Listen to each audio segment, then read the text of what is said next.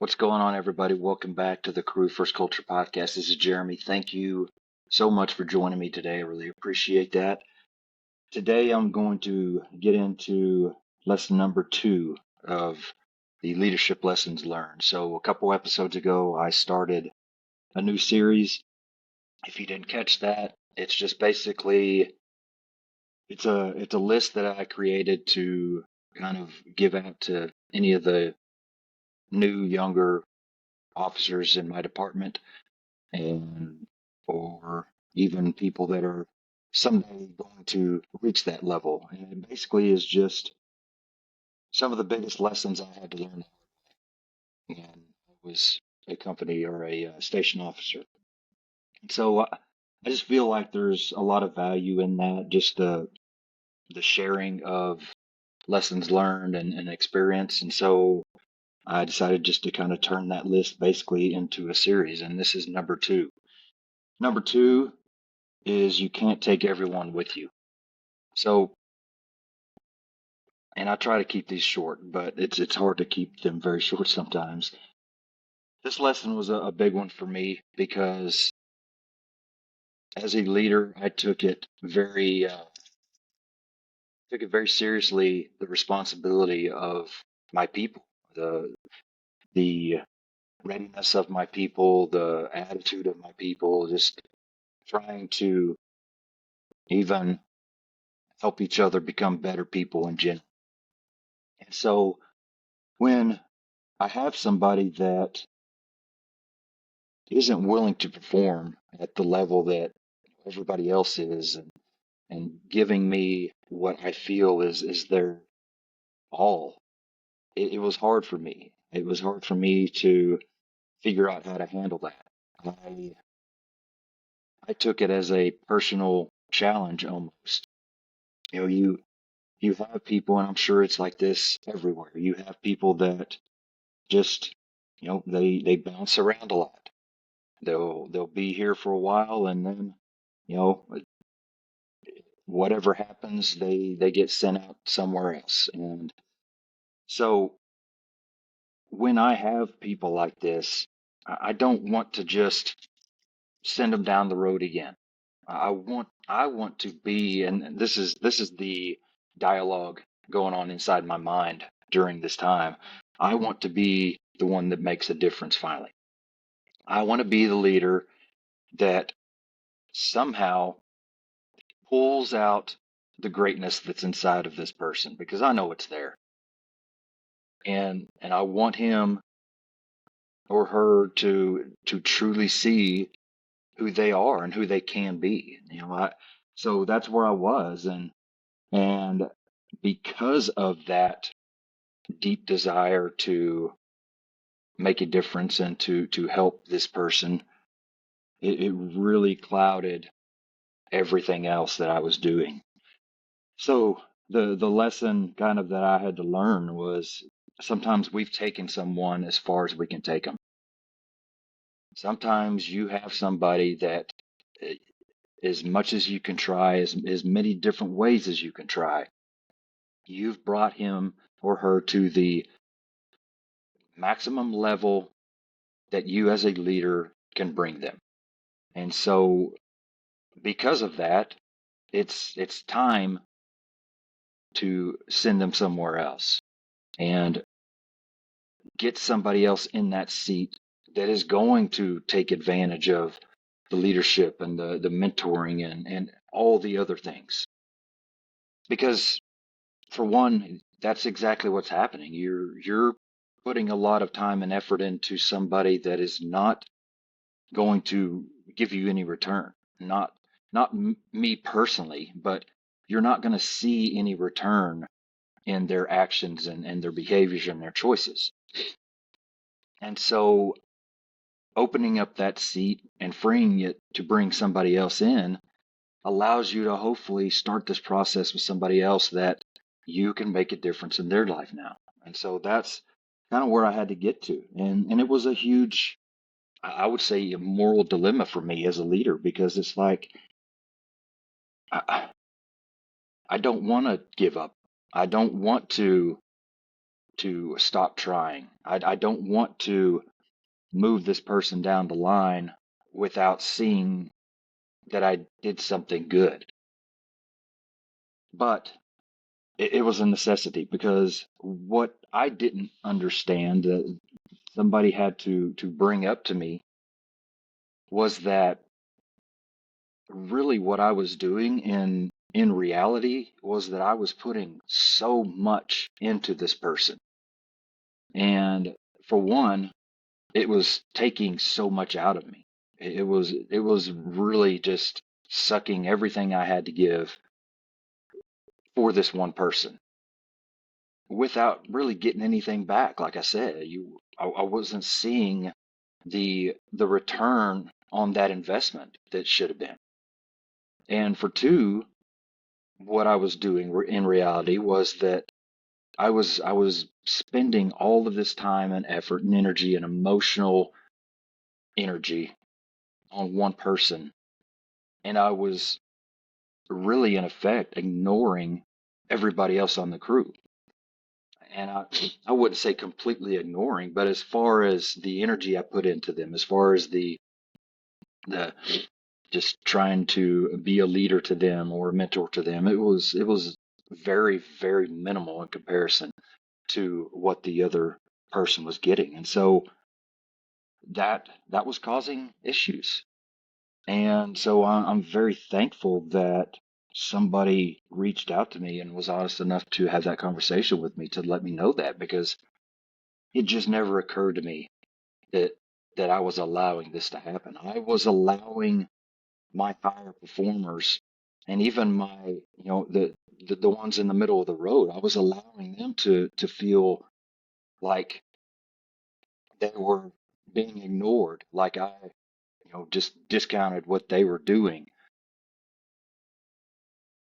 because I was focusing on one person.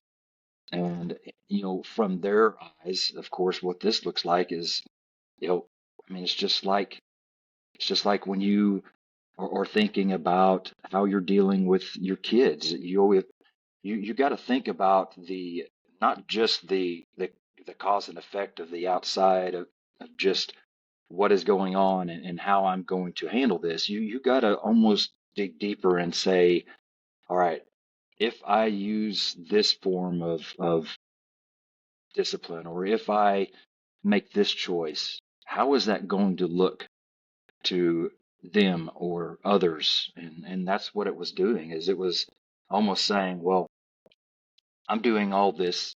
I'm doing everything he asked me to do. I'm going above and beyond, and it's like he doesn't really care. All he is worried about right now is focusing on this other person that is not really doing anything. So why should I do something? That's what I was allowing to start to happen, and I never saw it. Never saw it at all. So from that lesson that I learned, I had to kind of break through another moral dilemma as a leader and really decide where my time and energy was going to go.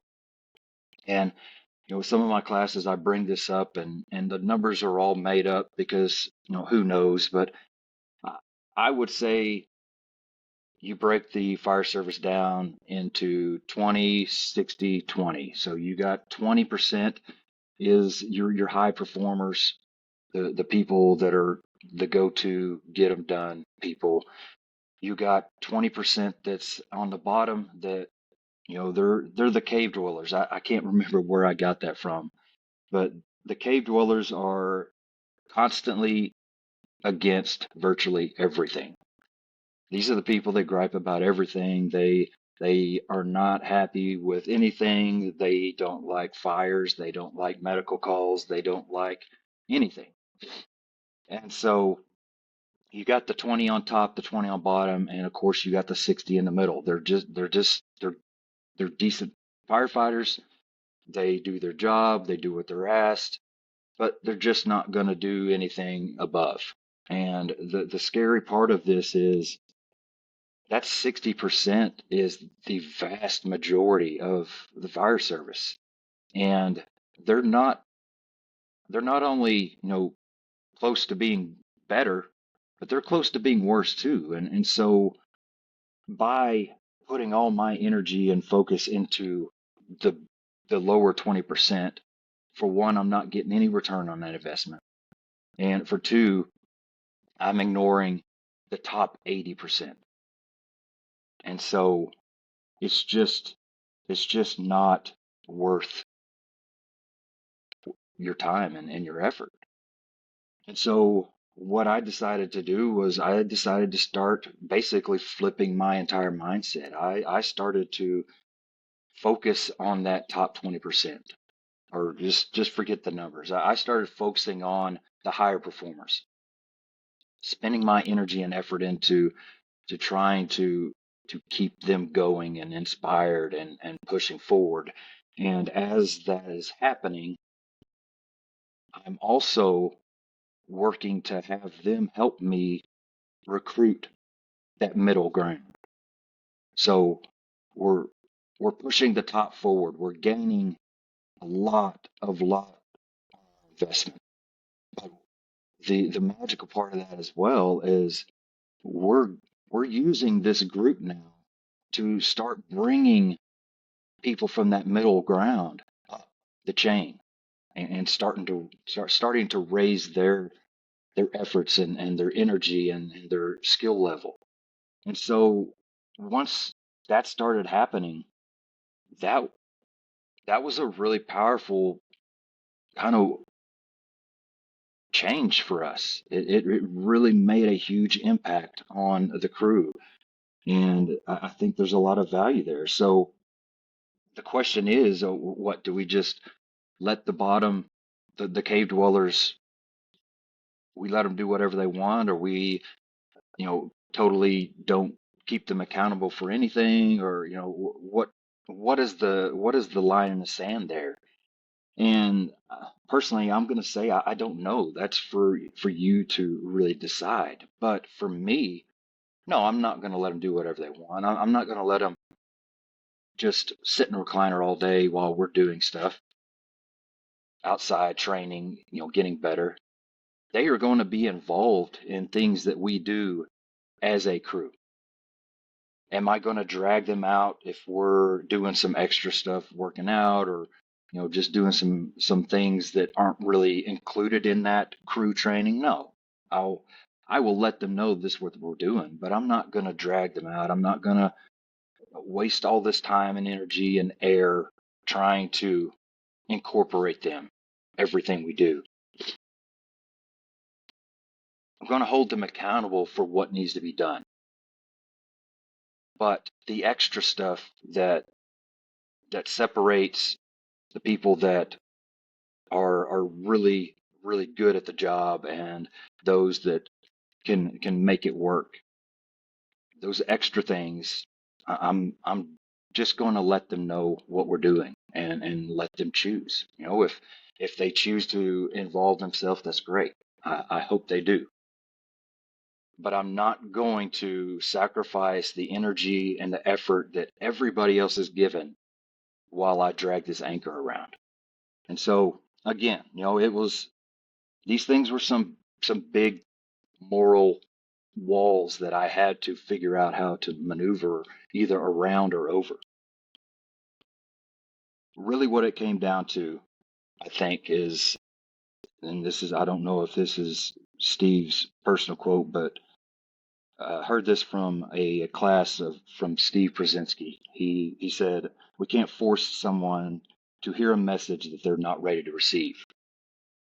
So basically, what that is saying is sometimes, and this is not just the low side of the scale. This is me. I can't tell you how many times I've listened to something multiple times, and each time I hear it, I hear something different. I pull something different out because I wasn't ready to hear those other things at first. I wasn't ready to hear what I heard the third time, that second time. So this is for everybody. If somebody is not in a place mentally, emotionally, whatever it is, to receive whatever message you're sharing, that's out of our control. We cannot control that. Our job is to plant the seeds. And that's what we have to remember. We can never underestimate the power of planting seeds. We have nothing to do with if and when those seeds are going to propagate and sprout and grow a giant tree. We have no power over that. The power that we have is in sharing those seeds, sharing the message, sharing the inspiration that we have for serving others, sharing the passion that we have for, whatever area we have passion in. Those are seeds that we throw out, and hopefully the right people that need to hear them, need to see them, need to feel them are there. But again, if they're not, we have to trust that sooner or later the right people will be there. And as long as we keep sharing, that's really all we can do. So again, we can't force someone to hear a message that they are not willing or ready to receive. But never underestimate the power of planting seeds. And that's ultimately the only thing that we can control. So to wrap it up, this is another saying or quote that I have no idea where it came from, but you see it quite a bit. But I think it speaks volumes to exactly what we're talking about today. Lower your standards and lose your winners. Raise your standards and lose your losers. So that right there tells us that, if we're trying to push the minimum standards, if we're not wanting to go a step above that, as long as we are hitting those minimum standards, we're good. We're not going to do anything else. The high performers don't want to be involved in that. The people that are truly making a difference in the people's lives and in the world, they don't want to be pushed at that low level. They want to be pushed and challenged at a much higher level. So they aren't going to stay in that environment. By raising the standards and by setting the standards every time you do something, yeah, you're going to run some people off, but it's the people that you want run off. It's the people that aren't willing to continue to challenge themselves and to continue to push the envelope and grow both individually and as a crew. Those are the people that are going to run when you start raising the standards. But the ones that are going to stay when you raise the standards are the ones that you want by your side. And so right there, that's kind of how I want to wrap all this up. If we are wanting to attract and keep the best people, the best performers, the best firefighters, then we have to be okay with raising the standard every day, growing, learning, pushing ourselves, pushing the envelope, challenging ourselves, our abilities. That's how we keep the best. That's how we draw the best towards us.